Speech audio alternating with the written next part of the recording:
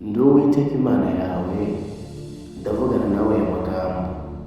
Ntutinye, kuko ndi kumwe nawe. Ntukihebe, kuko ndi Imana yawe. Nzajya ngukomeza, nzajya ngutabara, nzajya nkuramiza ukuboko kwanjye kw'iburyo, ariko gukiranuka kwanjye.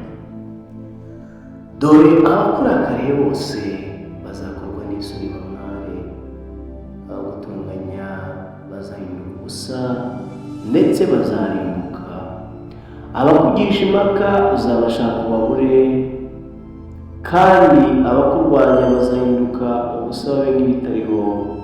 Kuko njye Uwiteka nzagufata ukuboko, ubwire nti witinya, ndi kumwe nawe, nzakuneshereza.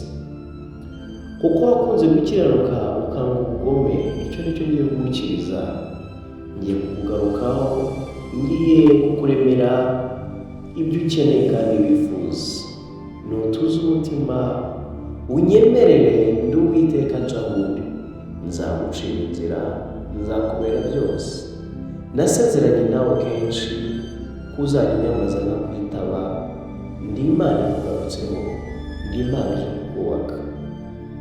Nzashyiraho inzira, nzashyiraho uburyo.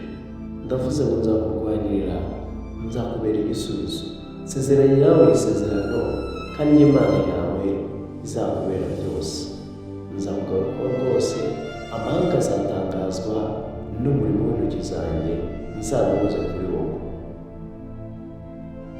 Ndi Uwiteka njabundi, ibihe byawe ndabihinduye, uremeye umunezero utigeze uhinduriye amateka. Njabundi kandi kugarutseho, ibihe byawe ndabihinduye, ndabiha umunezero wahoranye, kandi nzawugarukaho rwose. Ntabwo uzaba ntuzababara, kuko ndi Uwiteka nzaguhoza. Nzakubera inkingi ku manywa na nijoro, kubera igisubizo ungeneye. Ndirahiye ndi Imana yawe, ndabuze mu mutima ntutuze, kubera ko ngiye kukubera igisubizo. Ngiye kukurwanirira nawe gusa. Nshinguye icumu mu ntagara, kugira ngo mpagurukire ibiguhagurukiye, kandi ndi Uwiteka ndavugana nawe mu mutima wawe ntutuze, kuko nkubereye igisubizo. Nirahiriye kenshi kuko uzajya unyambaza, nzajya ngusubiza.